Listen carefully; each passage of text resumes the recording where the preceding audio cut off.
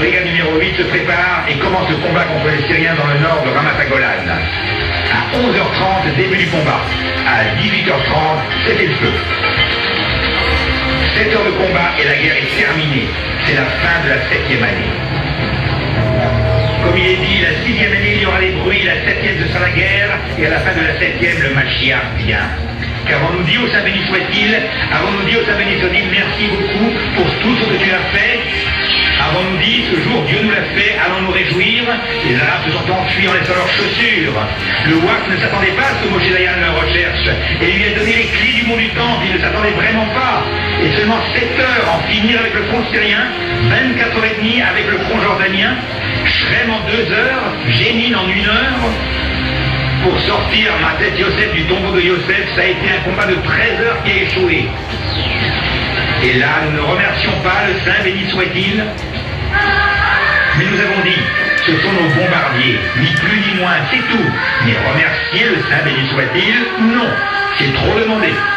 Et juste après la guerre, on gonfle le thorax, toute la terre est entre nos mains.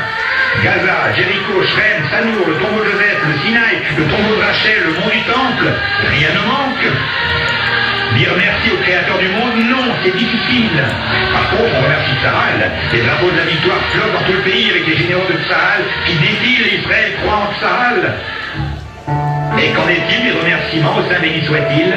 Le seul remerciement qu'il ait reçu est qu'on ait décidé après la guerre de commencer à faire marcher la télévision le Shabbat. Avant la guerre, même un juif loin de la Torah et des mitzvot, il s'en est évident qu'une télévision israélienne ne soit pas allumée le Shabbat. À la fin de la guerre, après tous les combats, le Saint béni soit-il regarde ce peuple qui est têtu et là, il recommence. 4 ans plus tard, Arafat devient le président de l'OLP et dit explicitement: je vais conquérir la Sainte Palestine et je vais égorger tous les Juifs jusqu'à ce que leur sang abreuve la Sainte Palestine.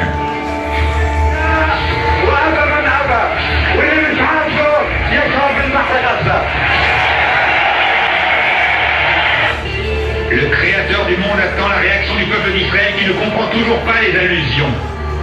Le Créateur du monde nous dit: vous ne comprenez toujours pas? Eh bien, je vais vous expliquer. 26 ans après la proclamation de l'État d'Israël, la valeur numérique du nom de Dieu, le jour de Kippour, à la fin de la 7e année, une nouvelle guerre commence. La guerre du jour du jugement, la guerre de Kippour. Et cette fois-ci, pas 8 armées, mais seulement l'Égypte et la Syrie. À un tel point que Golda Meir a longtemps hésité avant de l'annoncer. Nos pertes sont énormes, un grand coup. Et grâce à Dieu, malgré tout, il y a eu un miracle. Le front syrien était sur le point de nous écraser.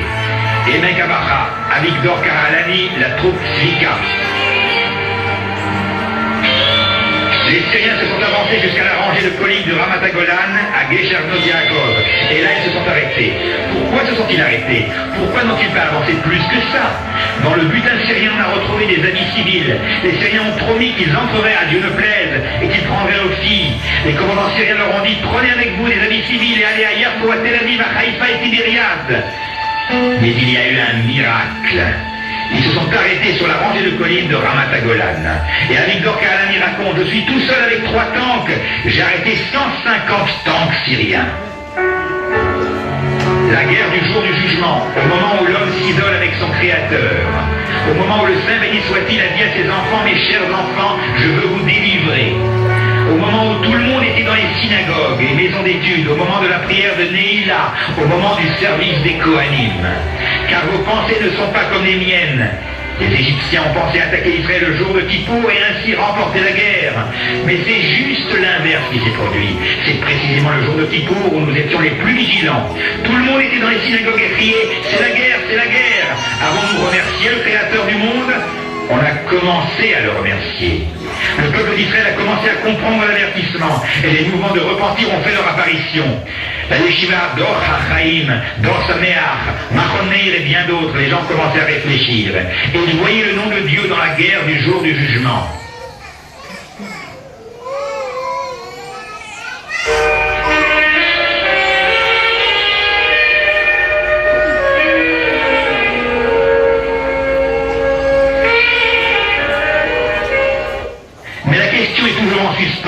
Jusqu'à aujourd'hui. Comment se fait-il que les Syriens se soient arrêtés sur la la rangée de collines de Ramat Golan. La réponse est écrite par un combattant du Mossad qui a questionné le commandant de la 9e division syrienne dans le Ramat Golan. Ils ont demandé au commandant de la division « Pour quelle raison vous êtes-vous arrêté dans la rangée de collines de Ramat Golan ?» Et le commandant répond « Je voudrais bien te voir à ma place. Comment peux-tu traverser la rangée de collines syriennes lorsque tu as en face de toi une rangée d'anges blancs qui se trouvent sur ces collines ?» Alors je me suis arrêté. Lorsque les soldats israéliens ont vu les Syriens en rang face à eux et qu'un seul tank a suffi à faire reculer une rangée de tanks syriens, ils ne comprenaient pas ce qui se passait. Même pendant la guerre de 6 jours, lorsque l'un des commandants de la brigade des parachutistes était en visite au Pentagone aux États-Unis, il a demandé à ce qu'ils examinent les combats. En 2 heures, Shrem est conquise. Comment se fait-il qu'en moins de 24 heures, le mont du Temple se trouve entre nos mains ? Le commandant de la brigade des parachutistes a demandé au responsable du Pentagone américain « Analysez-moi le combat de la guerre de 6 jours ». Et le responsable de répondre « La guerre de 6 jours est impossible à analyser. Ce n'est pas une guerre comme les autres. On ne peut rien apprendre de cette guerre. C'est un miracle. It's a miracle. C'est un miracle. Ce n'est pas logique. » Et nous sommes toujours têtus et ne comprenons pas. Que le Saint béni soit-il attend.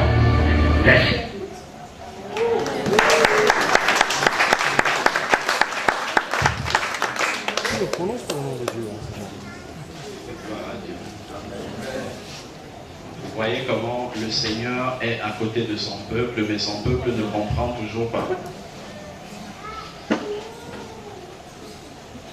Le Seigneur a dû intervenir de lui-même au milieu de son peuple pour donner la victoire à son peuple, mais c'est pour que l'Église voit réellement que le Seigneur existe. Parce que quand il fait quelque chose pour Israël, c'est vraiment pour que le monde entier puisse témoigner que le Seigneur est intervenu. Même le responsable du Pentagone n'arrive pas à analyser la guerre des 6 jours. Il dit c'est impossible, c'est un miracle de Dieu. Le Seigneur lui-même a envoyé des anges pour combattre contre Israël. Il a fait un petit détail également de la guerre de 73, ce qu'on appelle la guerre du Kippour. C'est-à-dire que les Syriens ont attaqué dans le nord d'Israël et dans le sud, les Égyptiens ont attaqué pensant surprendre Israël. Le jour du Kippour, c'est le jour du grand pardon où ils sont en jeûne. Tout le pays est en jeûne. Les militaires étaient en train de jeûner et ils étaient dans les synagogues. Ils ont été attaqués ce jour, mais ils ont été victorieux parce que le Seigneur était là. Ça, il faut le savoir. C'est ce qu'il faut noter là-dessus. Alors, voilà ce qui s'est passé. Jérusalem a, après 2600 ans d'occupation par les nations, ça a été Babylone, les Mèdes, les Perses, ensuite la Grèce, Rome, après les Ottomans, l'Angleterre, la Jordanie, et 2600 ans après, la prophétie de Jésus s'est accomplie. Israël est revenu aux Juifs et on voit que c'est Dieu lui-même qui a pris Jérusalem autant pour moi et qui l'a donné aux Juifs. On l'a vu. Jésus veille lui-même sur sa parole pour l'accomplir.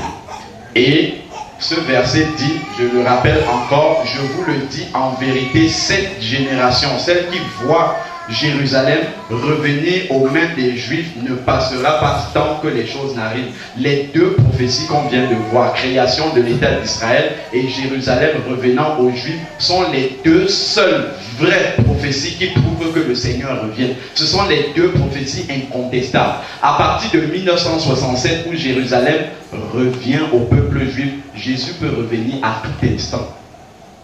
Ce sont les deux prophéties clés, indiscutables, qui prouvent que nous sommes dans la génération qui fera le retour du Seigneur Jésus. Ensuite, on a l'autre signe, c'est le retour de la diaspora depuis toutes les nations. Le prophète Jérémie a dit en Jérémie 16:15, mais on dira l'Éternel est vivant. Voilà pourquoi le Seigneur fait ça, pour que les nations disent qu'il est vivant, qu'il existe, qu'il est vrai.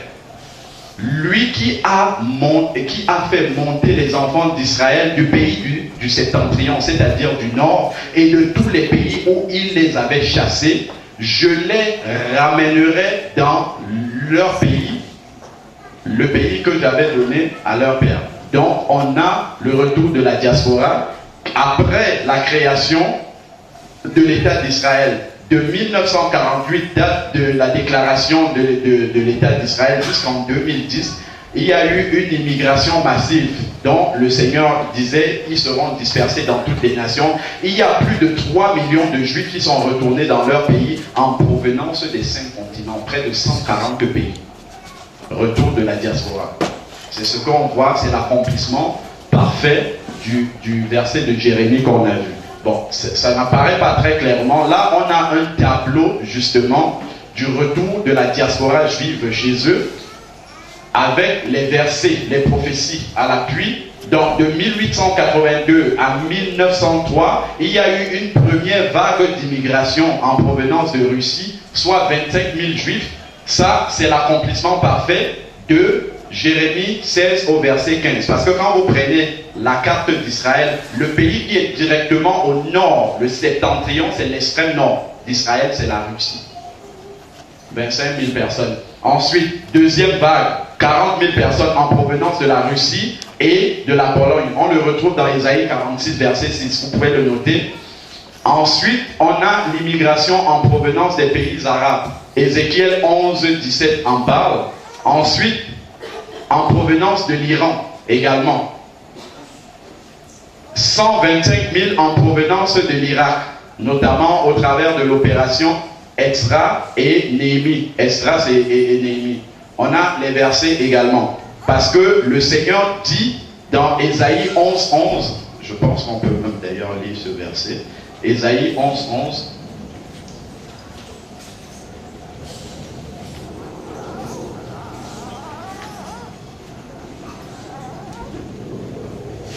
Alors, Ésaïe 11, 11 dit, alors en ce jour, le Seigneur étendra une seconde fois sa main pour racheter le reste de son peuple qui sera resté en Assyrie et en Égypte, à Patros en Éthiopie. C'est-à-dire qu'il ramènera son peuple depuis l'Éthiopie. Amen. Ensuite, à Élam. Élam, c'est le nom ancien de la Perse, c'est-à-dire de l'Iran actuel. À Chiner. Chiner, c'est le nom de l'Irak actuel aussi. Il suffit de lire en dessous de votre Bible, vous avez directement les explications de ces noms-là qui ont changé. De Hamak. Hamak, c'est la Syrie de l'époque. Des îles de la mer. Voilà. Donc, nous lisons ici, textuellement, ce sur quoi je voulais attirer votre attention, c'est que la Bible dit que le Seigneur ramènera les Juifs d'Éthiopie. Vous savez qu'en Éthiopie, il y a les Falachas. Ce sont des Juifs comme nous, qui sont en Éthiopie. Et Ésaïe 11, 11 dit que le Seigneur les ramènera en Israël.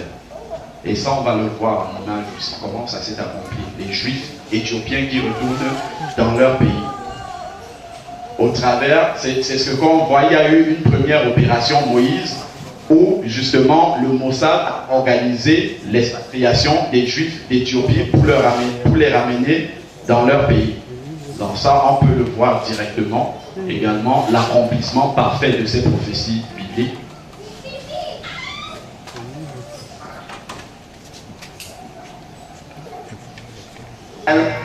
En provenance du nord des pays, des anciens pays communistes.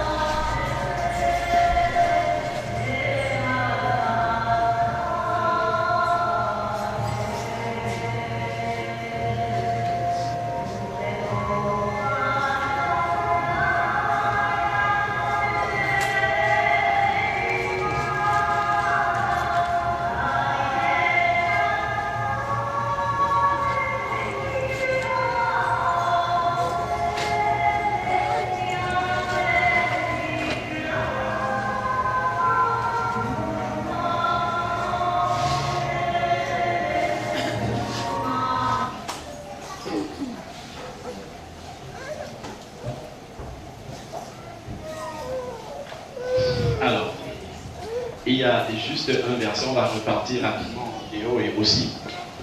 Il y a un verset qui est très intéressant. C'est dans Ésaïe 49. verset 12. Ça, honnêtement, c'est le Seigneur lui-même qui m'a conduit à récupérer la vidéo que vous allez voir. Ça vient très loin. Ça vient d'un site juif. Un jour, j'étais en train de préparer un message. Le Seigneur m'a lui-même conduit sur un site qui était écrit en hébreu. Je suis arrivé dessus et je suis tombé sur cette vidéo-là. Ça m'a complètement bouleversé. Ésaïe 49 au verset 12 dit que le Seigneur ramènera aussi son peuple du pays de Sinem. Le pays de Sinem, c'est la Chine. Est-ce que vous vous imaginez que les Juifs chinois existent et que le Seigneur dit dans sa parole, Ésaïe 49 verset 12, qu'il ramènera aussi cela? Et ça, on le voit en vidéo. Ça prouve réellement que le retour du Seigneur est beaucoup plus proche qu'on ne le pense. Parce que les prophéties s'accomplissent à la lettre. Vous allez voir les Juifs chinois qui rentrent en Russie. Voilà le verset. Notez-le, vérifiez à la maison. Ésaïe 49 au verset 12.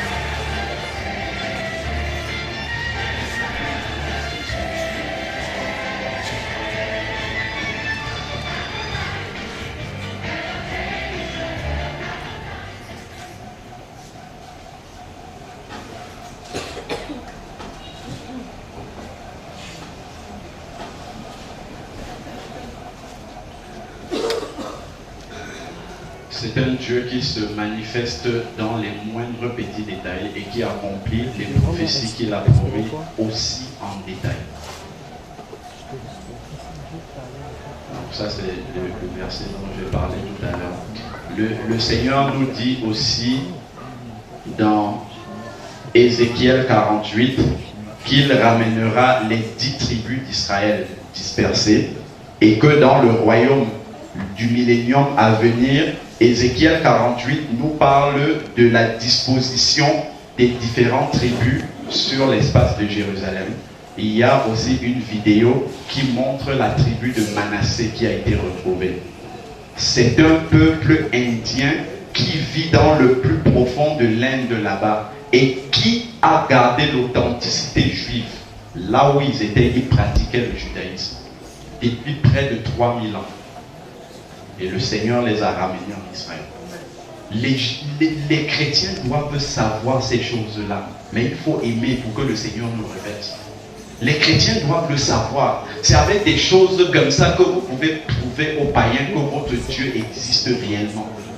Sur des détails comme ça, voici la prophétie, voilà l'accomplissement.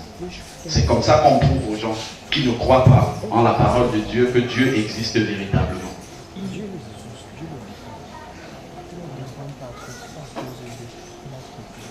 Nous avons noté le verset. On va gagner un peu de temps.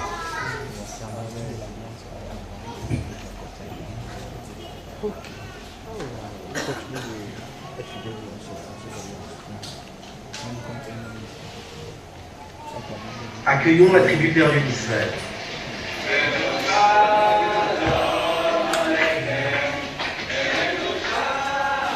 La tribu des Ménachés a retrouvé le chemin de la maison ce lundi et est arrivée en Israël après une longue route débutée dans les confins de l'Inde et du Burma. Après des années de conflit, le grand rabbinat d'Israël les a reconnus comme membres de la communauté d'Israël afin de leur permettre d'immigrer et de rentrer à la maison. Leur premier pas relève de l'administratif, débuté par l'obtention de facto de la citoyenneté israélienne ainsi qu'une bourse financière leur permettant d'assurer leurs premières dépenses. Or, pour certains, l'émotion est trop forte et trop difficile à cacher.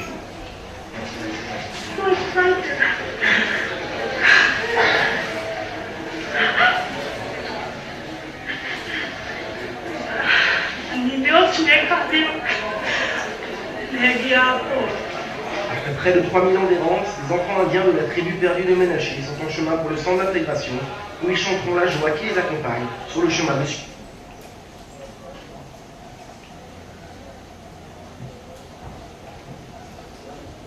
Bon, c'est dommage, la vidéo a quelque peu bugué, mais on a bien compris ce qui s'est passé. Hein. C'est que la tribu de Manassé a été retrouvée et elle est effectivement revenue en Israël comme la parole de Dieu nous le disait. Et il y a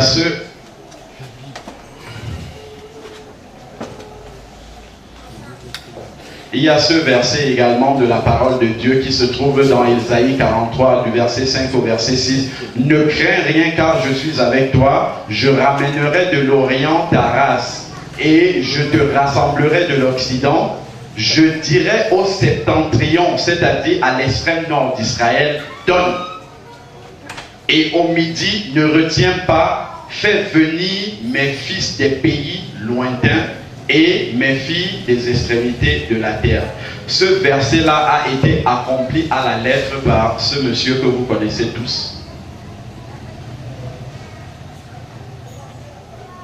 Quand il est arrivé au pouvoir, il y avait une loi qui interdisait aux Juifs de sortir de la Russie. Il a abrogé cette loi-là en 85. Et quand il a abrogé en 89, il y a près de 500 000 Juifs qui sont sortis du pays. Donne le septentrion, le nord. C'est un ordre de Dieu. Il a exécuté l'ordre de Dieu. Amen. Il a accompli la prophétie. Amen. Parce que Dieu a donné l'ordre. Amen. Le Seigneur nous précise dans Ésaïe 60 au verset 9 que les Juifs reviendront par bateau. Et dans Ésaïe 60 au verset 8 qu'ils reviendront également par avion. On lit ces versets-là.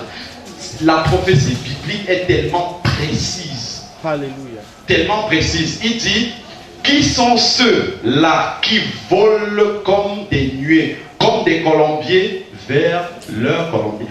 Comme des colombes, autant pour moi vers leur colombier. Le prophète ne sait pas expliquer à son époque l'avion. C'est ça qu'il nous explique là. Ils reviendront dans l'avion.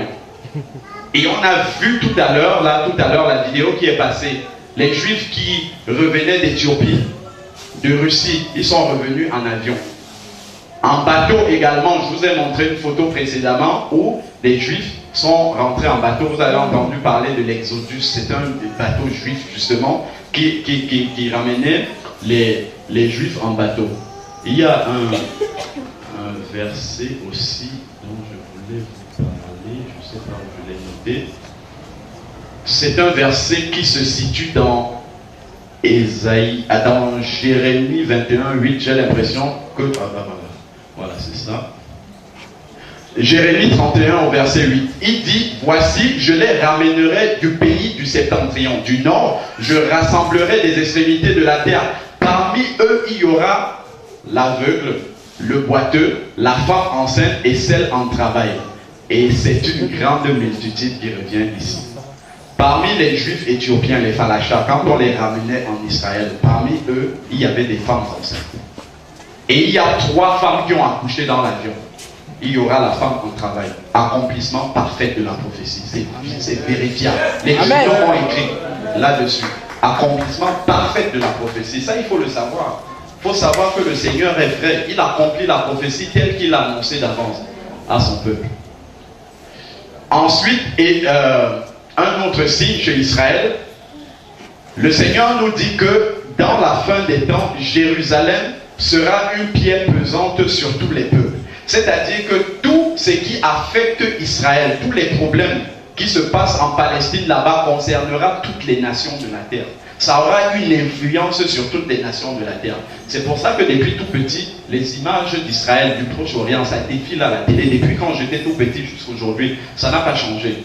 Et ça, il nous le dit dans Zacharie 12, du verset 2 au verset 3. « Voici, je ferai de Jérusalem une coupe d'étourdissement pour tous les peuples d'alentour, c'est-à-dire de ses voisins, et aussi pour Juda dans le siège de Jérusalem. » En ce jour-là, quand il utilise l'expression « en ce jour-là », c'est toujours en rapport avec la fin des temps. Ça, il faut le savoir. En ce jour-là, je ferai de Jérusalem une pierre pesante pour tous les peuples de la terre.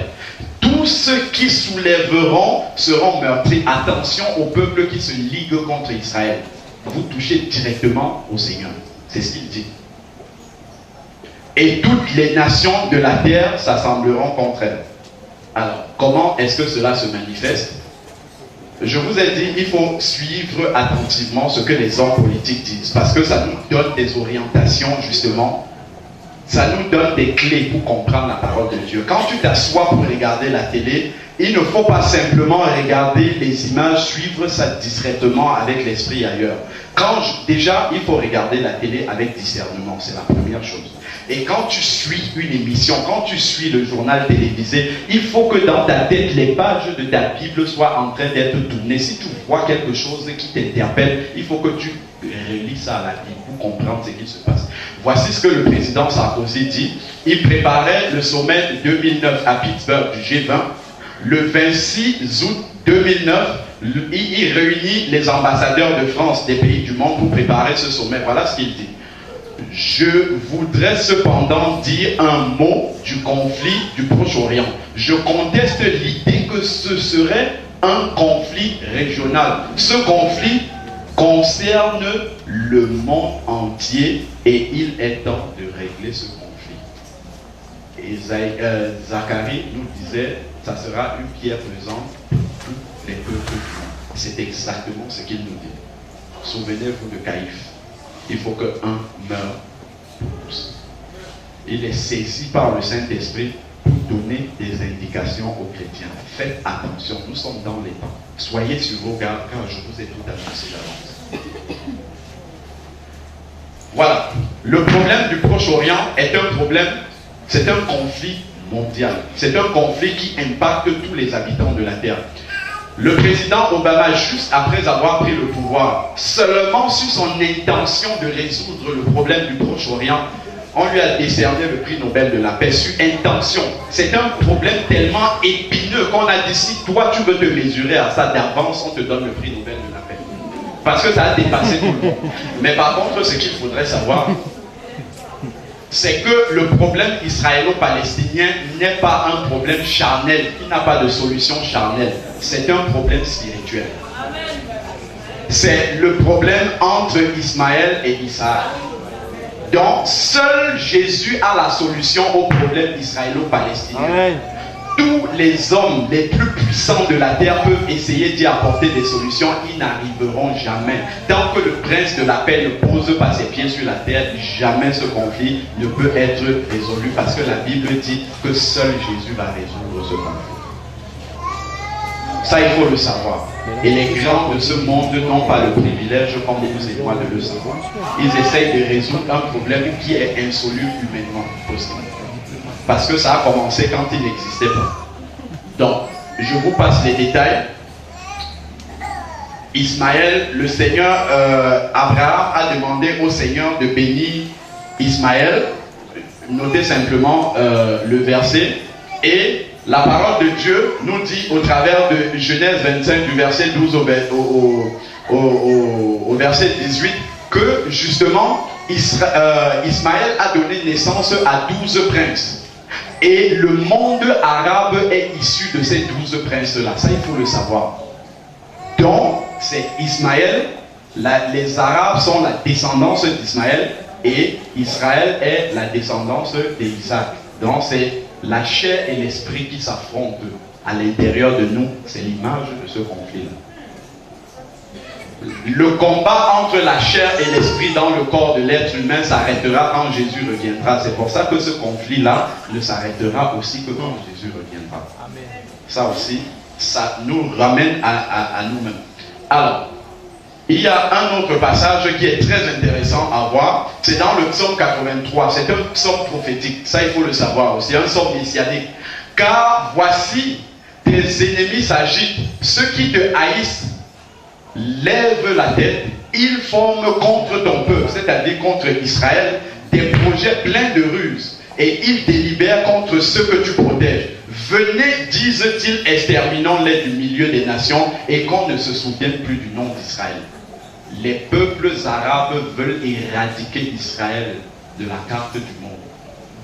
Et il y a un qui porte ce projet-là, c'est qui? Ahmadinejad.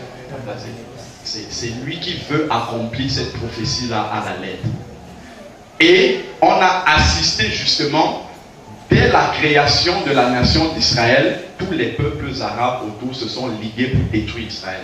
Dès le début. Première tentative, au lendemain de l'indépendance d'Israël, c'est-à-dire le 15 mai 48, Israël est attaqué par une coalition de nations arabes composée de la Jordanie, de l'Égypte, de la Libye, de l'Algérie, de l'Arabie Saoudite, de l'Irak, de la Syrie, de l'Irak. Regardez combien de nations, le lendemain de leur indépendance, ils n'avaient même pas encore d'armée. C'est un pays qui venait de toutes les nations. Il y avait des Juifs polonais, des Hongrois, et ainsi de suite. Ils n'avaient pas encore d'armée. Vous savez comment ils ont battu les Arabes? Je vais vous dire comment le Seigneur a opéré pour qu'ils puissent battre les Arabes.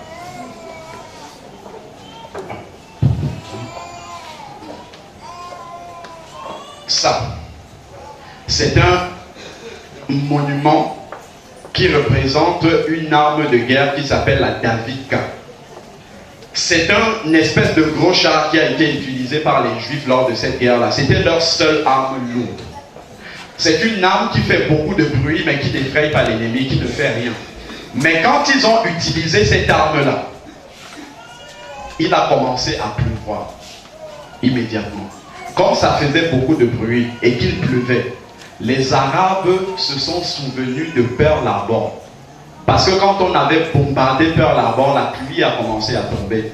Et ils ont cru que Israël avait l'arme nucléaire. Ils se sont retournés, ils sont partis. C'est comme ça qu'Israël a fait. Et on a donc fait ce monument-là pour commémorer cette victoire-là, la Davidka. Ça existe en Israël. C'est comme ça que le Seigneur a donné la victoire à Israël. Voilà le verset qui dit, parce que tu dis que les deux nations, les deux pays seront à moi. Il parle à la Jordanie ici. La Jordanie voulait occuper Israël et la Jordanie actuelle. Parce que tu dis que tu posséderas les deux nations, l'Éternel. Voilà, le verset dit, et l'Éternel y était. C'est-à-dire, dans cette guerre-là, c'est l'Éternel lui-même qui est intervenu pour sauver Israël. Et l'Éternel y était. Toi, la Jordanie, tu dis que tu vas posséder Israël et ton propre pays, mais l'Éternel y était pour te défendre de posséder ces deux pays-là. Accomplissement parfait aussi de la prophétie. Alors, deuxième et troisième tentative, ça on en a parlé déjà, tentative d'extermination d'Israël, la guerre des 6 jours, et la troisième tentative c'était la guerre du Yom Kippour en 73, où les Arabes ont attaqué Israël un jour de jeûne national. Alors, ça on va passer rapidement. Et les conséquences de la guerre du Yom Kippour en 73, puisque le Seigneur a dit tout ce qui touche Israël aura un impact sur toutes les nations. Ça sera une pierre pesante sur toutes les nations du monde.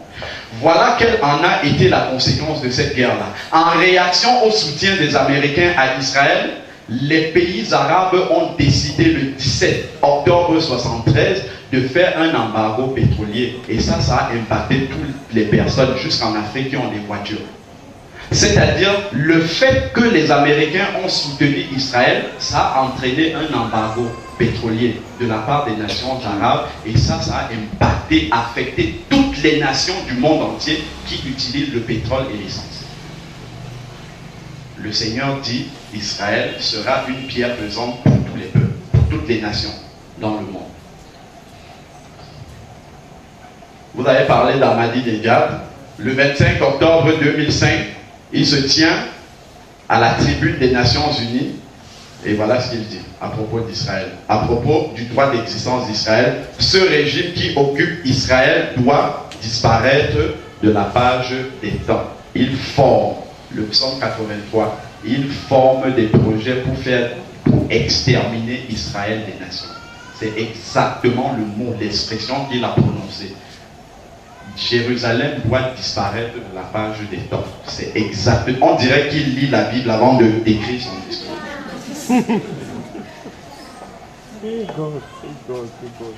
Voilà le verset qui en parle ce jour-là. Mais soyez tranquilles parce que le Seigneur a donné une prophétie pour l'Iran. Voilà la prophétie. Elle n'est pas encore accomplie, mais elle va arriver. Et l'âme, c'est le nom de l'Iran, de la Perse antique. Voilà ce que le Seigneur dit qui va se passer. Et là, l'âme avec toute sa multitude autour est son sépulcre. Tous sont morts, sont tombés par l'épée et ils sont descendus ainsi concis dans les profondeurs de la terre. Eux qui répandaient la terreur dans le pays des vivants et ils ont porté leur ignominie vers eux, vers ceux qui descendent dans la fosse. C'est-à-dire que le Seigneur jugera lui-même. Ça, c'est pas encore arrivé, mais c'est écrit dans la Bible. En réaction justement au fait qu'il s'attaque à Israël. Et ensuite, le Seigneur a dit qu'une vie normale sera restaurée en Israël. Ça, c'est une photo d'Israël au moment de l'occupation ottomane des Turcs. C'était un désert, vraiment, il n'y avait aucune culture ne poussait en Israël. Rien ne pouvait pousser là-bas, c'était un désert pendant près de 2000 ans. Et voici ce que le Seigneur dit dans Ézéchiel 36. Ainsi parle l'Éternel. Le jour où je vous purifierai de toutes vos iniquités, je peuplerai les villes. Voilà. Il dit, je peuplerai les villes. Les ruines seront relevées. La terre dévastée sera cultivée, tandis qu'elle était déserte aux yeux de tous les passants. Toutes les nations se moquaient d'Israël, disaient que ce pays-là, c'est un désert. Personne ne peut habiter dans ce pays. Et on dira, cette terre dévastée est devenue comme un jardin d'Éden. À la fin des temps, le désert sera transformé en un jardin d'Éden. Et les villes ruinées, et ces villes ruinées, désertes et abattues seront fortifiées et habitées. Je vais vous montrer. Pourquoi le Seigneur fait ça? Et les nations qui resteront autour de vous sauront que moi, l'Éternel, je rebâtis ce qui était abattu. Amen. Et planter ce qui était dévasté. Amen. Moi, l'Éternel, viens parler. Alléluia. Et j'agirai. Alléluia. Alléluia. Regardez Israël. Regardez ce que le désert est devenu. Ça, c'est la ville de Tel Aviv. Wow. Regardez ce que le Seigneur a fait du désert. Une ville balnéaire plus belle que les villes d'Europe. La terre, ça c'est l'un des kibbutz religieux juifs. C'est carrément paradisiaque comme le jardin d'Éden. Ça c'est le désert qui est devenu comme ça. Refleuri totalement. Miracle.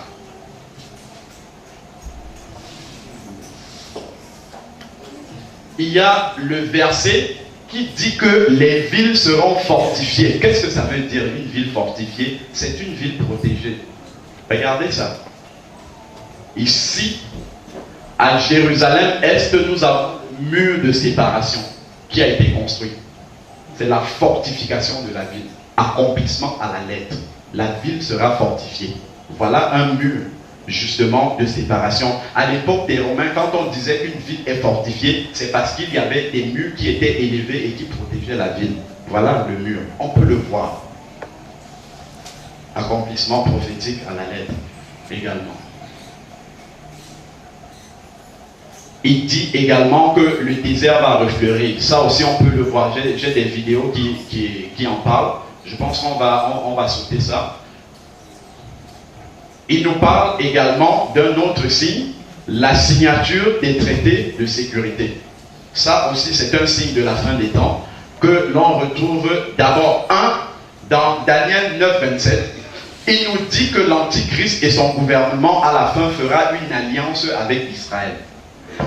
Et le terme fera une alliance, l'expression en hébreu c'est « il confirmera une alliance », c'est-à-dire que c'est une signature qui a déjà été faite, et quand l'Antichrist viendra, il confirmera simplement une signature, une alliance qui a déjà été faite. Et nous savons que Israël a signé plusieurs traités de sécurité avec ses voisins arabes. Ça a commencé en 1978 entre le président Sadat égyptien et Menachem Benin, qui était le premier ministre israélien.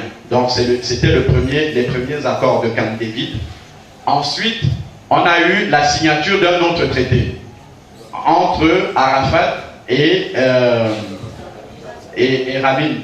Le premier traité, autant pour moi, j'ai oublié de le mentionner, la signature de ce traité-ci a valu la mort à Sadat. Il a été tué pour ça, pour avoir signé avec les Juifs. De la même manière, Rabin a été assassiné parce qu'il a signé ces accords-là. Israël sera une pierre pesante pour toutes les nations. Quiconque essaye de relier, de mettre ces deux-là en signature, rencontre le jugement sur son chemin. C'est ça qu'on voit. Ensuite, il y a eu la signature d'un autre accord entre la Jordanie et Israël. Pareil. Ce sont tous ces traités-là qui vont être simplement confirmés par l'Antichrist. C'est déjà en train de se mettre en place. J'ai la vidéo également de la signature de cet accord, mais on va sauter pour gagner du temps.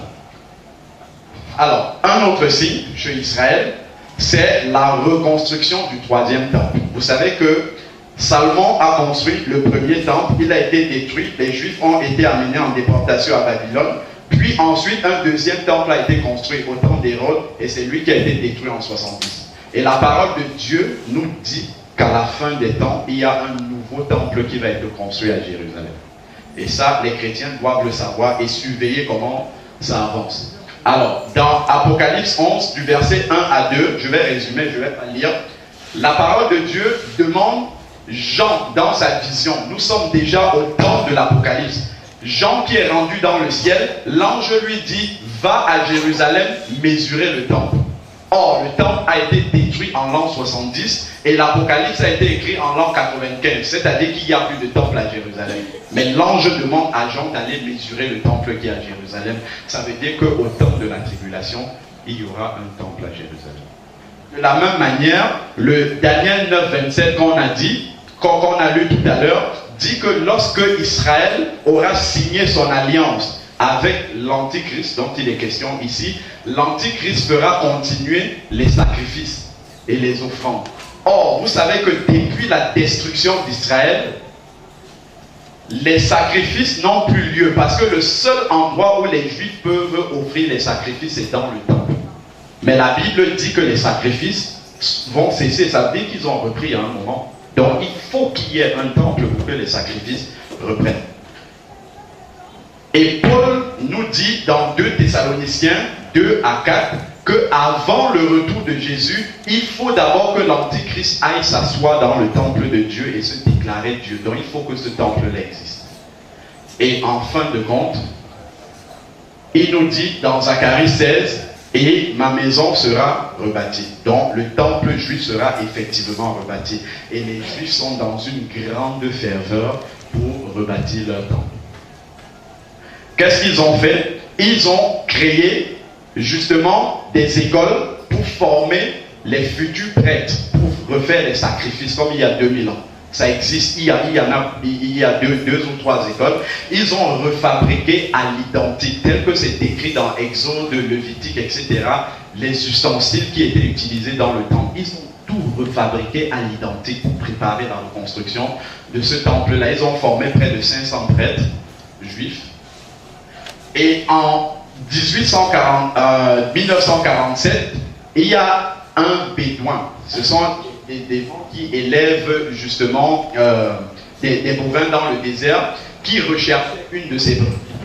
Il a lancé un caillou dans une grotte pour savoir si la brebis était dedans, et ça tape. Le son que ça a ramené, en fait, ça tapait sur un pot. Et quand il est allé vérifier dans ce pot-là, il a trouvé des manuscrits. Des manuscrits qui représentaient la Bible datant du 2e siècle avant Jésus-Christ. c'était dans un état lamentable, mais en Angleterre, on a réussi à dérouler ces rouleaux-là. Et beaucoup de gens s'attendaient à ce que ces manuscrits-là contredisent la Bible qu'on a, mais ça a confirmé. C'est exactement les textes qu'on a dans la Bible qu'on a retrouvés. Et justement, ces manuscrits-là ont permis de retrouver où se trouvait l'huile de purification qui était utilisée dans Exode 30 pour la purification des prêtres avant le début du sacrifice. C'est une huile qui était perdue depuis 2000 ans. On avait perdu les traces. Après la destruction du temple en 70, on a perdu les traces de cette huile-là. Et la parole de Dieu nous dit que quand Jésus reviendra, c'est le seul roi d'Israël qui n'a pas été oint. Et il faut absolument que cette huile-là existe pour que le roi des rois soit oint, comme le roi d'Israël. Tout ça, ce n'est pas le fruit du hasard. Ce n'est pas pour rien. Il y a une vache rousse dont nous parle Nombre 19.2 qui avait disparu. C'est une vache qui doit avoir être rousse sans tache.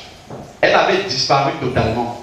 Et figurez-vous qu'il y a un éleveur de bétail, un chrétien, dans une église. Son assemblée prêchait justement sur le retour du Seigneur Jésus. Et comme ça, il demande à son pasteur, est-ce que Israël a déjà la vache rousse pour la purification des prêtres? Le pasteur lui dit, je ne sais pas. Il dit, parce que moi j'ai réussi à faire un croisement et j'ai cette vache-là. Le pasteur lui dit, va écrire à l'ambassade d'Israël pour savoir s'ils ont. Et la lettre du monsieur a fait le tour du monde jusqu'à arriver à l'institut du temple qui est chargé de reconstruire justement le 3e temple. Et c'est là qu'on s'est rendu compte qu'Israël n'avait pas la vache. Et par ce croisement-là, on a pu obtenir cette vache-là. C'est-à-dire qu'il ne leur manque rien pour rebâtir le temple. Même le bleu qu'il y avait sur l'habit du sacrificateur, c'est un bleu qu'on ne retrouve plus de nos jours. Mais il s'est produit un miracle. Il faisait chaud et il y avait des espèces d'escargots qui sortaient de l'eau. Et ces escargots-là sont sortis de l'eau et se sont écrasés sur des roches. Et ils ont laissé comme des traces de phéromones d'un bleu exact. Malgré toutes les mixtures de teinture, on n'a jamais pu obtenir le bleu qui est dans la Bible. Mais par ce miracle-là, on a pu retrouver ce bleu exact-là, de la couleur du vêtement du souverain sacrificateur. C'est pour voir vraiment dans quel détail le Seigneur accomplit ses prophéties. Mais malheureusement, l'Église ne sait pas ça. Parce que ça, ce sont des arguments chocs pour convaincre les gens que la parole de Dieu est vraie. Mais les gens ne le savent pas, malheureusement. Bon, je vais faire passer rapidement une vidéo, justement pour que vous voyez comment se prépare la reconstruction du 3e temple en Israël.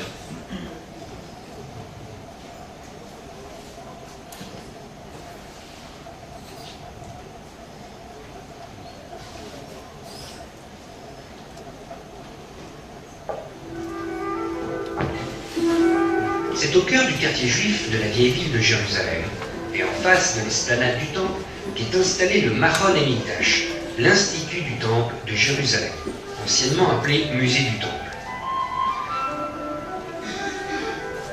Dirigé par le rabbin Israël Ariel, considéré comme l'un des plus grands spécialistes au monde sur le temple, le Machon Emikdash s'efforce depuis des années de faire découvrir à un public venant du monde entier et de toutes les religions ce qu'étaient le ou les temples de Jérusalem, mais aussi leur architecture, le service des prêtres, les vêtements et outils consacrés, les fêtes de pèlerinage et autres solennités qui poussaient les juifs et non-juifs à venir par milliers chaque jour au temple de Jérusalem que Salomon avait nommé maison de prière pour toutes les nations.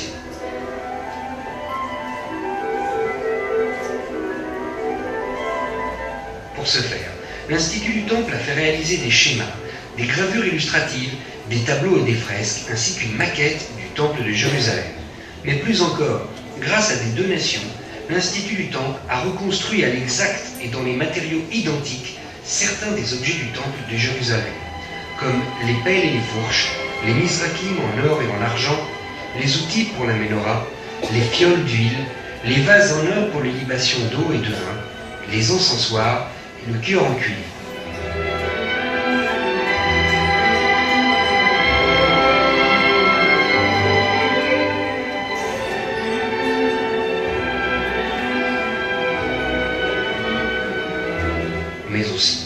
des instruments de musique propres au service du temple, comme la harpe et la lyre, qui avaient un nombre de cordes et une gamme unique, ainsi que des trompettes refaçonnées par les descendants de ceux-là même qui les avaient construites il y a plus de 2000 ans. Le centre historique du temple, dirigé par Jean-Marc Rosenfeld, représente le Machon HaMikdash pour la France et l'Europe. Le musée du temple a été créé il y a à peu près 15 ans par le Rav Israël Ariel, qui était donc le fondateur de cet institut. C'est un musée, mais aussi un institut, puisqu'il est évolutif.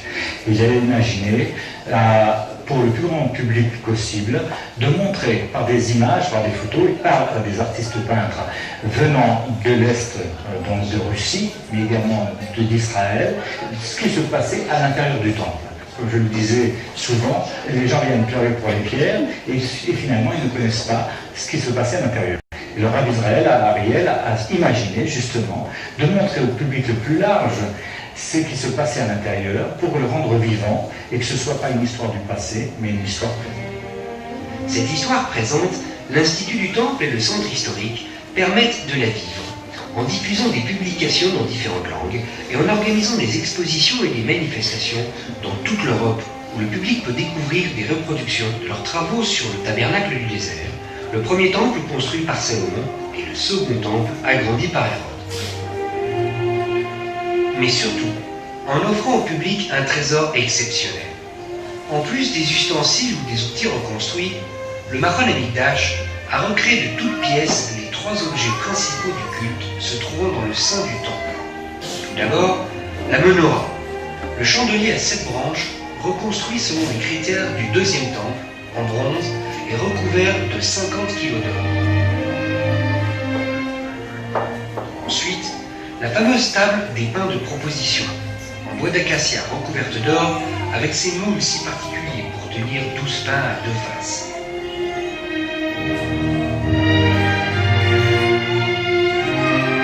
Enfin, l'autel des parfums, en bois de chitine, recouvert d'or lui aussi, et sur lequel le grand prêtre offrait chaque jour 11 parfums mélangés, et que l'Institut tente d'identifier après 2000 ans.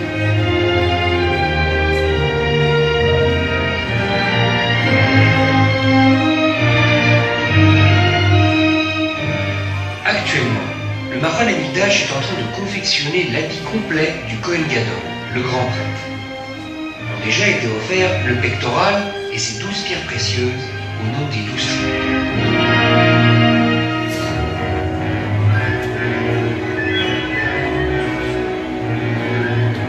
Il y a 2000 ans, seuls les prêtres en service pouvaient admirer ces trésors. Aujourd'hui, c'est chacun d'entre vous qui le pouvait, en visitant l'Institut du Temple de Jérusalem, en contactant le Centre historique du Temple.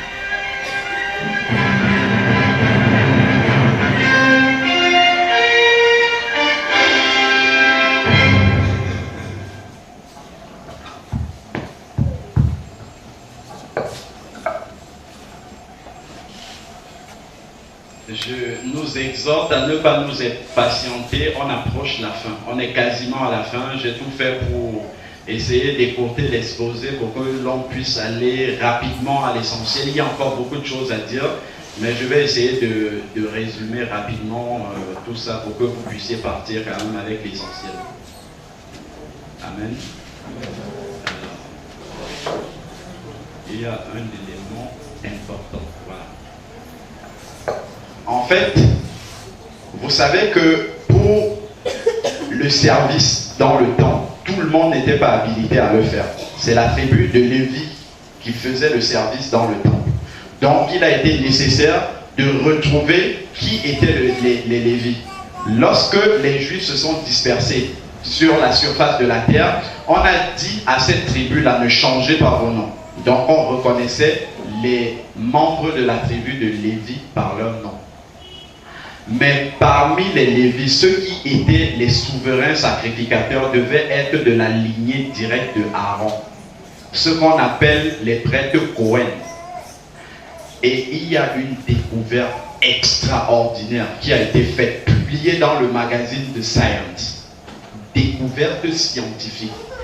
Il y a certains juifs qui ont dans leur ADN une composition de l'ADN qu'aucun être humain dans le monde n'a. on a réussi à isoler leur chromosome Y. Et seuls ceux-là sont les descendants directs d'Aaron. Découverte scientifique démontrée, publiée dans le magazine Cell. Voilà le professeur Joreski qui l'a découvert à l'université de Haïfa.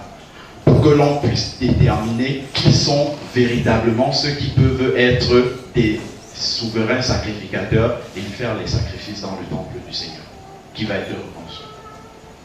C'est complètement incompréhensible comment, et on a pu dater justement, on a pu remonter à l'origine, et on a daté le premier chromosome de cette descendance, à le Y, c'est-à-dire le masculin, on l'a daté à 3000 ans avant Jésus-Christ. C'est l'époque exacte à laquelle Aaron a vécu sur la terre. Exactement ça. Ça, il faut le savoir aussi. Alors, bon, il y a une vidéo sur la génisse rousse qui a été retrouvée. Je le dis aussi en passant, le Seigneur dit que pendant la tribulation, il y a un pays qui ne va pas être impacté par l'Antichrist, c'est la Jordanie, le pays qui est juste à côté d'Israël. Et il y a deux villes, dont Botsra et Petra, où l'Antichrist ne pourra pas entrer parce que la Bible l'a dit. Et ces deux villes ont été retrouvées. J'ai la vidéo aussi. Je le dis juste en passant. On va essayer de gagner du temps. Alors, maintenant, quelque chose de très intéressant. On termine là-dessus. Je vous prie juste de donner encore un peu d'énergie pour terminer la conférence. Là, on passe sur ce que j'appelle le signe chez Ismaël, c'est-à-dire chez les musulmans. La Bible en parle aussi. Et ça, c'est extraordinaire. C'est là où on voit vraiment que Jésus est un Dieu du rassemblement. Ésaïe 19, vous pouvez noter ça pour convaincre les musulmans. C'est très important. Ésaïe 19 du verset 18 au verset 25. En ce temps-là, là il fait référence toujours à la fin des temps. En ce temps-là, il y aura 5 villes au pays d'Égypte qui parleront la langue de Canaan et qui jugeront par l'Éternel des armées. L'une d'elles sera appelée ville de la destruction. En ce temps-là, il y aura un autel de l'Éternel au milieu du pays d'Égypte. L'Égypte, c'est le pays dont descend Agar. Agar l'égyptienne. Agar qui est la maman de Ismaël, l'ancêtre des Arabes. Et le Seigneur dit qu'il y aura un autel en Égypte à la fin des temps. C'est-à-dire que les Arabes se convertiront au Seigneur Jésus. C'est ce qu'il dit là. Et une frontière sur ce monument. Et ensuite, il dit, ce sera pour l'Éternel des armées un signe et un témoignage. Dans le pays d'Égypte, ils crieront à l'Éternel, les Égyptiens, c'est-à-dire c'est le symbole des musulmans.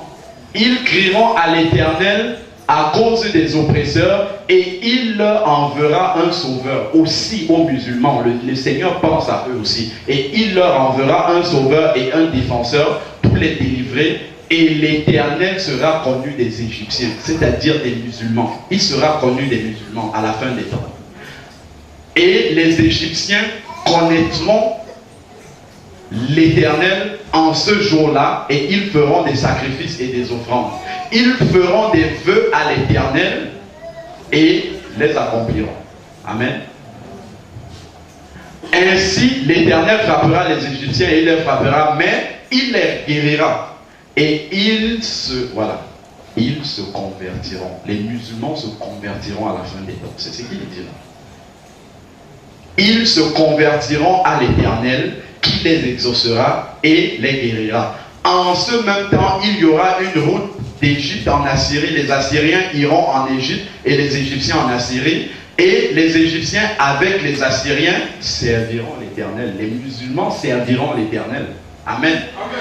En ce temps-là, Israël sera, lui, troisième, et la Syrie. Ça, c'est vraiment à ce moment-là où le Seigneur vient résoudre le problème israélo-palestinien à la fin. Quand il mélange les chrétiens, les juifs et les musulmans, tous ensemble à la fin. C'est ce qu'il nous dit. dernière portion, l'Éternel des armées les bénira, c'est-à-dire les musulmans, les Égyptiens, en disant, béni soit l'Égypte, mon peuple, et la Syrie, l'œuvre de mes mains, et Israël, mon héritage. Tout le monde réuni ensemble. Est-ce que vous pensez qu'en ce moment-ci, il y a un réveil chez les musulmans? On va le voir aussi en vidéo, que ça aussi c'est en train de s'accomplir actuellement. On va voir une vidéo qui concerne la Kabylie, c'est en Algérie, où il y a un réveil extraordinaire qui est en train de se passer à ce moment. Et c'est l'accomplissement de cette prophétie-là.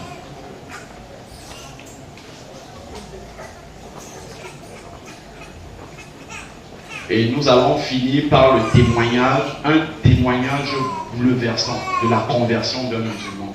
Vous allez voir comment il parle de Jésus. Même nous les chrétiens, nous ne sommes pas capables de faire un tel témoignage sur le Seigneur.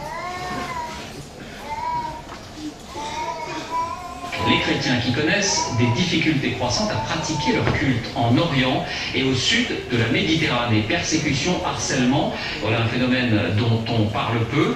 Récemment, un rapport du département d'État américain s'en alarmait. Parmi les pays cités, l'Algérie. Et voici un document étonnant. En cette terre d'islam, malgré la surveillance ou l'intimidation, des milliers d'Algériens délaissent le Coran pour l'évangile, avec des baptêmes, vous allez le voir, souvent spectaculaires. C'est le dossier de cette édition, il est signé Samasoula, Mathias Second. Le vendredi, jour de prière en Algérie, est aussi pour certains le jour du Seigneur. Une villa sans croix ni clocher, l'église du plein évangile. Chaque semaine, près de 500 fidèles s'y pressent. Tous sont des convertis, protestants évangéliques. Ces jours de baptême.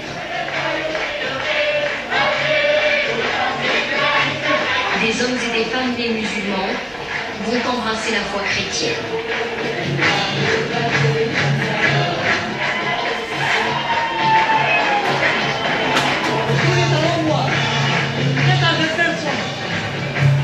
Hier j'étais dans le droit, et aujourd'hui j'étais dans la lumière. La plupart des familles sont là, parents, grands-parents, déjà devenus protestants. Ils seraient ainsi 30 à 100 000 à travers l'Algérie. L'œuvre de missionnaires évangéliques étrangers, aussi discret qu'efficace, mais pas seulement. J'ai découvert Jésus à la télévision, ça m'a touché. Ça fait 2 mois que je suis convertie, comme mes enfants. 10 chaînes de télévision chrétiennes atteignent ainsi les populations les plus reculées. C'est la force de l'offensive néo-évangélique en Algérie.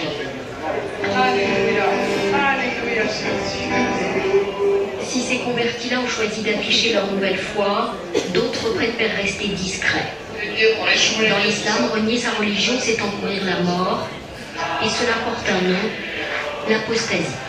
On a tout le temps de mauvais regards sur nous, qui sont fixés comme ça. On nous regarde de mauvais œil et nous... Bon, le manque de respect, je ne peux pas y aller jusqu'ici. Mais ils sont contre. Pour eux, on a renié la religion et on a oublié complètement nos racines. Cet homme, très inquiet de nous parler, était jusqu'à sa conversion un fonctionnaire très bien noté. C'est par la haine envers les chrétiens que j'ai perdu mon travail. Et ils nous accusent de faire le prosélytisme, mais c'est archi faux. Mais c'est archi faux. Lui était directeur d'école. Sa vie a basculé un soir de Noël.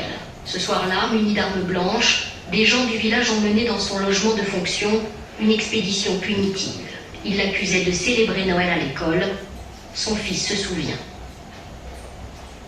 Le voisin il nous a dit 2 ou 3 fois une phrase que je ne vais pas oublier. Il a dit ramenez-nous des terroristes et ne ramenez pas des chrétiens ici. Je me suis dit c'est vrai. Avec des embranches devant ma porte et moi j'ai fumé ma vie. Ils vont arracher la porte puis ils vont nous tuer longtemps. Moi j'imaginais le pire, j'ai imaginé que c'était un bain de sang qui va se passer là-bas. Après 28 ans de carrière, le directeur d'école a été radié de l'éducation nationale. C'est pas moi seulement qui a été frappé, c'est le christianisme, c'est-à-dire donner un exemple. Voilà, celui qui est comme celui-là, on va vuole fare per un vuole mettere dehors. Une telle violence à l'égard des chrétiens reste toutefois rare, surtout en Kabylie, où le phénomène est le plus ancien. À la sortie des mosquées, la question n'est pas taboue. Pour tous, les églises évangéliques achètent les consciences. On n'a pas encore vu quelqu'un qui a dragé l'entrée en chrétien.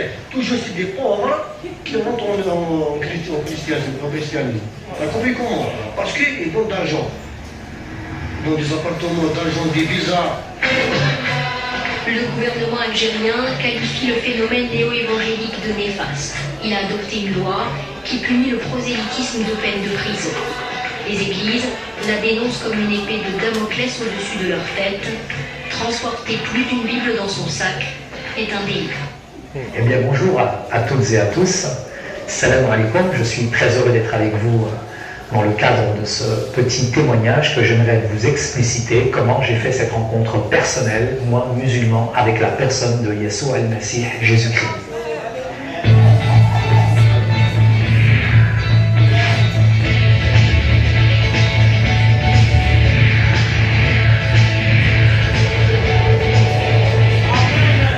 Alors je voudrais vous dire tout simplement que je viens d'un arrière-plan musulman.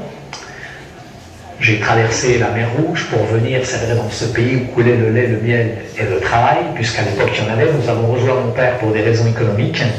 Et en arrivant en France, bien entendu, j'ai pratiqué ma religion avec force, avec conviction. Et petit à petit, dans le temps, j'ai ressenti beaucoup d'amertume, de racisme, de discrimination discrète, mais qui en tout cas m'affectait, me troublait dans mon fort intérieur. Et souvent, on posait un regard sur moi qui n'était jamais positif, et ce regard finissait par être intégré, intériorisé, si bien que j'ai pratiqué ma religion avec force, avec conviction. J'adorais ce Dieu, Allahu Ta'ala, et en même temps, il était tellement haut, tellement loin, je me demandais parfois s'il s'intéressait à moi. Je faisais mes 5 prières par jour, le ramadan, j'aimais Dieu, j'aimais les choses de Dieu, et je posais 2 questions à mes parents. Qu'est-ce qu'il y a après la mort? Et ma mère me décrivait bien l'enfer. Mais par contre, la question du paradis, elle ne connaissait pas. Et je voulais véritablement avoir cette relation, cette intimité, cette relation avec Dieu, que je n'avais pas finalement dans ma religion. Ce qui m'a amené, je dirais, à rechercher, à développer encore plus en moi cette recherche ardente de Dieu, mais c'était le vide, c'était le désert, c'était l'aridité spirituelle. J'ai vécu la violence à l'extérieur que j'ai importée chez moi, et cette violence qu'il y avait chez moi, je l'ai exportée, et cette violence, elle est devenue mon identité, elle est devenue ma vie. Et un jour, dans mon quartier, je me suis battu contre une voisine, contre un voisin, et ça a déclenché une émeute, toute sa famille contre ma famille, et ma mère s'est tellement pris les coups dans la tête qu'elle s'est retrouvée à l'hôpital, mais au-dessus de chez nous. C'est pour ça que je dis que le salut vient d'en haut. Il y avait des chrétiens qui se sont proposés de garder mes petits frères et sœurs. Le temps que ma mère était à l'hôpital, donc ils ont gardé mes petits frères et sœurs. Et quand ma mère est sortie, elle leur a fait un grand couscous et on s'est lié d'amitié avec eux. Et au bout d'1 an, nous avons réalisé que ma grande sœur Fatima était devenue chrétienne. C'était la chouma, c'était la honte que ma sœur devienne chrétienne, trahir son pays pour une tranche de jambon, c'était une catastrophe pour nous. Donc on l'a dissuadée, on l'a frappée, on lui a déchiré la Bible, mais pas cette foi qu'elle avait pour Jésus. Et j'ai été troublé, interpellé par, je dirais, la ferveur, par l'amour, par la puissance, par la paix que dégageait ma sœur. Et à ce moment-là, mes parents m'ont envoyé dans l'église pour faire l'espion. Et quand j'ai espionné ma sœur, j'ai été foudroyé, subjugué, je dirais, à l'intérieur de cette église, parce que j'en avais une mauvaise conception du christianisme. Et le christianisme se résumait à tout ce que je voyais à la télévision. Mais quand j'ai vu dans cette église des chrétiens comme l'eau dans l'eau qui se mélangeaient, authentiques, qui louaient Dieu de tout leur cœur, je me suis dit, ne seraient-ils pas musulmans? Mais ils ont l'air véritablement soumis. Et je me suis rendu compte que ces chrétiens aimaient Dieu encore plus que moi. Et j'ai fait mes propres recherches personnelles en étudiant la Bible. Ça m'a bouleversé, marqué, subjugué par la figure du Christ et la personne de Yeshua al-Masih. Un grand roi qui a quitté son ciel de gloire, non pas pour venir au Carlton, mais pour naître dans une grotte, dans une étable. J'ai jamais vu un roi comme ça. Et un roi qui me disait, aimez vos ennemis, bénissez ceux qui vous maudissent, faites du bien à ceux qui vous maltraitent. J'ai jamais connu ça. Et j'ai réalisé la puissance de la croix. Et Jésus a changé, bouleversé, transformé ma vie. Je savais ce que c'était que le péché, voler, mentir, tricher. Mais là, le péché, Quand je l'ai réalisé à la lumière, à la puissance du Saint-Esprit, j'ai véritablement demandé pardon à Dieu, j'ai pleuré sur ma misère, et là j'ai abdiqué face à la croix. Parce qu'elle n'était pas un film, mais une expérience personnelle, individuelle, qui m'a appris à aimer aujourd'hui tout homme, de toute race, de toute condition. Et aujourd'hui, je ne regarde pas l'apparence, mais je regarde au cœur. Simplement, j'ai aussi été m'excuser dans mon quartier. Et là, dans mon quartier, beaucoup de personnes ont été touchées de voir ma vie changer, transformée. Il y a quelqu'un que je détestais, c'était mon père. Et je lui ai demandé pardon. Je l'ai serré dans mes bras.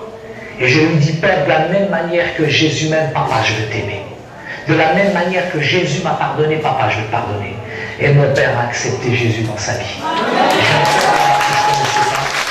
Mais grâce à Jésus, aujourd'hui j'ai une véritable relation avec Dieu et j'ai l'assurance de la vie éternelle. Merci.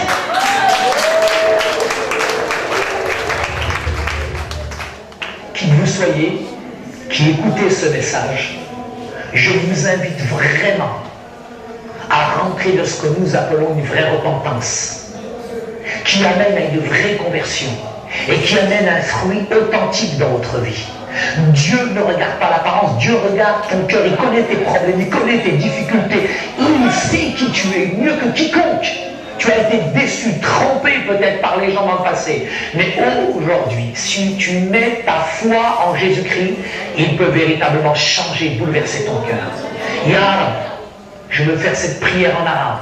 بارك يا رب باسمك يسوع المسيح انت يا رب قدر على كل شيء يا رب بدل القلب والحياه يا رب باسمك يا رب انت قدر على كل شيء قدس يا رب بدل القلب اعطينا الراحه والسلام باسمك يسوع المسيح امين amen.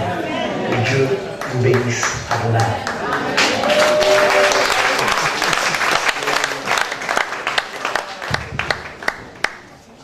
Amen. C'est vraiment touchant de voir des musulmans qui se convertissent comme ça. J'ai vécu pendant 2 ans au Maroc et je peux vous dire que si vous changez votre religion musulmane, vous risquez la mort. Vous risquez la pendaison. Il faut donc voir des gens comme ça pour qu'ils arrivent à se convertir comme ça. Si ce n'est pas Jésus lui-même qui bouleverse la forteresse de l'islam, ça ne peut pas se passer. J'ai un autre témoignage petit que je vais vous donner à propos de la conversion des musulmans. Il y a un ministère qui s'appelle le ministère Portes Ouvertes. C'est un ministère qui était spécialisé de la distribution des Bibles dans les pays communistes. Avant la chute du mur de Berlin. Lorsque le mur a chuté, ils ont changé de ministère. Vous savez que les Bibles ne rentraient pas dans les pays communistes. Donc, ils essayaient d'avoir des réseaux pour faire rentrer frauduleusement les Bibles dans ces pays-là. Et après la chute du mur, ils se sont réorientés maintenant dans les pays arabes, dans l'Iran. Ils font entrer les Bibles frauduleusement en Iran. Et donc, un jour, ils ont pris un camion qu'ils ont chargé de Bibles pour faire rentrer ça en Iran. Et à un moment, il y a eu une tornade et la voiture s'est embourbée. Ils ont été bloqués quelque part. Et à un moment, juste à la fin de la pluie, ils avaient monté les vitres, ils avaient des vitres noires dans le camion. Ils entendent toquer à la vitre et ils se regardent l'un avec l'autre. Nous sommes finis. En Iran, chez Ahmadi et Djad, imaginez-vous, on vous trouve avec un camion de Bible. Imaginez-vous ce que vous risquez. Ils se sont regardés, les deux missionnaires, ils ont dit c'est fini pour nous. Il a baissé la vitre, de toute manière il fallait le faire. Et il trouve un monsieur, un papa, avec quelqu'un d'autre derrière. Il pensait que c'était des Indiens en civil. Et le monsieur lui demande, est-ce que vous avez les livres? Ils se regardent entre eux. De quel livre vous parlez? Est-ce que vous avez les livres? Ils se sont dit qu'ils ont peut-être été filés. Et le monsieur lui dit, regardez dans les montagnes là-bas. Nous habitons ce village-là. Ça fait 8 jours exactement que Jésus même est apparu au milieu du village. Le village s'est réuni autour de Jésus. Et Jésus a prêché dans ce village-là personnellement et tout le village a donné sa vie au Seigneur. Et à la fin, ils ont demandé à Jésus, que devons-nous faire pour être sauvés? Jésus leur a dit, dans 8 jours, jour pour jour, quelqu'un viendra ici avec des livres. Lisez dans ce livre-là et vous serez sauvés. Imaginez-vous un Iranien dire ce témoignage-là à un blanc qui ne connaît pas. Il peut être en train de se livrer comme ça. Si c'était un témoignage faux, est-ce qu'il peut dire ça, s'ouvrir à quelqu'un comme ça? En Iran, tout le monde se méfie de tout le monde. Ils ne peuvent pas parler librement de leur foi. Donc c'est un témoignage authentique. Là où les chrétiens ne peuvent pas aller évangéliser, Jésus descend lui-même et il fait. Pour vous dire combien ces prophéties-là s'accomplissent, ça nous prouve véritablement que nous vivons les derniers instants avant le retour du Seigneur. Nous avons vu la conversion authentique d'un musulman. C'est ça qu'on appelle une authentique conversion, la vraie foi qui sauve. C'est celle à laquelle j'appelle chacun d'entre nous, ceux qui n'ont pas encore expérimenté la conversion. On arrive au terme de ce message. Gloire à Dieu, on a essayé d'aller jusqu'au bout, à peu près. Et le cinéma ne sauve pas. Ça, c'est ce que nous devons retenir au bout de ces 3 jours. As-tu personnellement rencontré Jésus individuellement? As-tu fait cette connaissance-là avec Jésus? Ton père connaît peut-être Jésus, mais est-ce que toi tu connais Jésus personnellement? Si nous n'avons pas fait cette rencontre-là, la trompette va sonner, ceux qui sont prêts monteront et tu vivras la grande tribulation. Et pour ça, j'ai fait le fruit de 3 ans de méditation pour expliquer. Le Seigneur m'a expliqué dans sa parole les événements qui arriveront pendant la tribulation. Le frère l'a distribué. Je vous propose quelque chose. La feuille que vous allez récupérer, faites-en une photocopie et la deuxième feuille collée là au fond de votre Bible, comme ça. Parce que quand l'église va être enlevée, ceux qui resteront, ils trouveront votre Bible. Et quand ils vont lire ça, ils sauront ce qui va arriver. Faites-le par la foi. Nous, on l'a fait à la maison. Ça explique exactement tout ce qui va se passer pendant la tribulation. C'est 3 ans de méditation, de prière, que le Seigneur m'a permis, au bout desquels le Seigneur m'a permis d'arriver à expliquer ça. Prenez-le, faites-le par la foi, mettez dans votre Bible. Les gens liront ça et ça les aidera. Il faut que vous le fassiez par la foi. Pas le perdre. Je sais que vous n'allez pas le perdre. Levez juste la main où vous êtes. C'est votre 3e jour. Et vous vous saisissez. Oh, bravo. Applaudissons le Seigneur. Il sauve ici aujourd'hui. Nous applaudissons le Seigneur comme des vivants qui applaudissent un Jésus vivant. Alléluia. Alléluia. Merci de baisser vos mains maintenant. Merci. Allez, je veux ces mains. Je veux une main levée. J'avais une autre là-bas. Je veux d'autres mains encore. Vous dites là, je me saisis. C'est mon 3e jour. C'est mon jour de résurrection. Je sors de ce sépulcre. Je sors du sépulcre du monde. Oh, je vais pas passer à côté. C'est mon jour. Oh, c'est mon moment. C'est mon moment. Allez encore. Il y a d'autres personnes. Il y a d'autres personnes. Je n'ai pas besoin de vous supplier. J'ai pas besoin. Le Saint-Esprit vous parle. C'est comme une tachycardie. Vos cœurs commencent à battre. Vous le ressentez parfois comme une sorte de fourmillement. C'est comme une chaleur qui monte. Et vous sentez que peut-être cette main doit se lever, mais c'est comme une pesanteur qui semble l'attirer vers le bas. Mais le Saint-Esprit vous demande de la lever hautement. Vous vous reconnaissez. Je viens de parler de quelques-uns. Levez la main. Levez la main maintenant. Allez, levez la main. J'avais une main levée, une deuxième main levée. J'aurai une 3e main levée là-bas. Peut-être que je... Allez, est-ce que vous pouvez... Il y a des mains levées en haut, non? Est-ce qu'il y en a encore? Est-ce que je... Aidez-moi s'il vous plaît. Est-ce que vous pouvez vous lever juste où vous êtes là maintenant? Vous levez rapidement. Vous levez, allez, tenez-vous sur votre pied. D'accord, ok, avancez-vous. Allez, avancez-vous. Avancez-vous, très sportivement. Je voudrais qu'on aide notre frère de derrière là. Allez, qu'on s'avance. S'il vous plaît, il y a de la joie au ciel pour combien de pécheurs? Pour combien? Pour combien?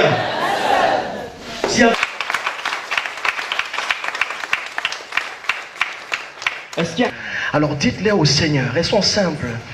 Allez, pendant quelques secondes, continuez de parler à Jésus. Dites à Jésus ce qu'il y a dans votre cœur. Et il est ici. Oh, je sens la présence du Seigneur. Elle est si chaude dans la salle. Si vous êtes, ne soyez pas distraits, soyez en prière. C'est des grands moments. Soyez en prière. La terre et le ciel en ce lieu ne font plus qu'un. Oh, les anges du Seigneur sont là. Oh, God. Dis au Seigneur ce qui t'a éloigné, ce qui t'a maintenu de lui, et lui va couper ces chaînes-là. Confesse ton péché, confesse, le passe par la repentance. Seigneur, j'ai vécu loin de toi. J'ai toujours été loin de toi jusqu'à présent. J'ai tant entendu ta parole, mais j'ai... Seigneur Jésus-Christ, me voici debout devant toi. Je reconnais mon péché, Seigneur. Je connais ma vie. Et tu la connais aussi.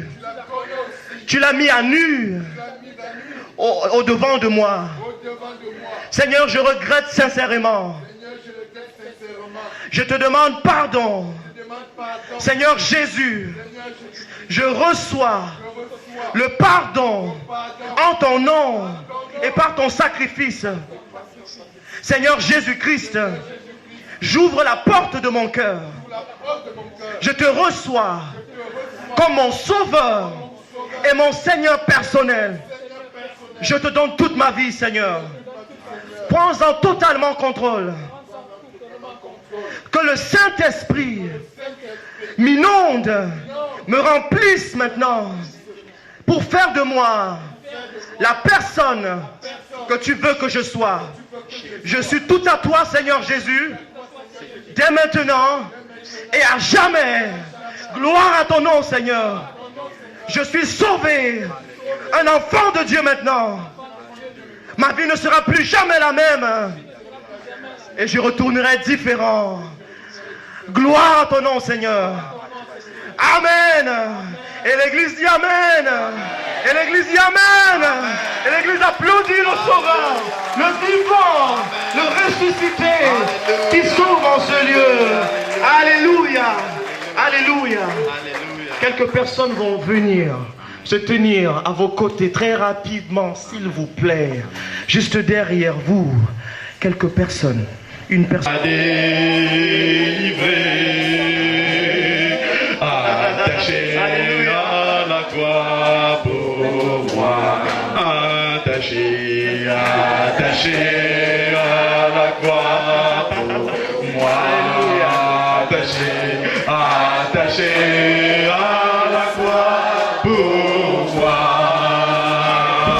Il a pris mon péché, il m'a délivré.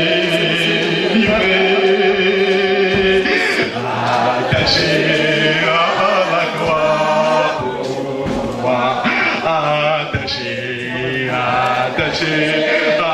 la croix pour moi, attaché à la croix pour moi.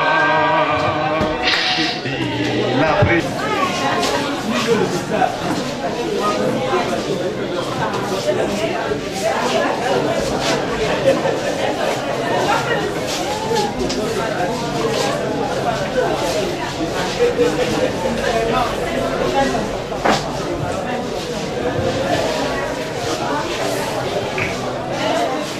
Vous vous êtes avancé tout à l'heure. Je voudrais vous conseiller de venir prendre les conseils.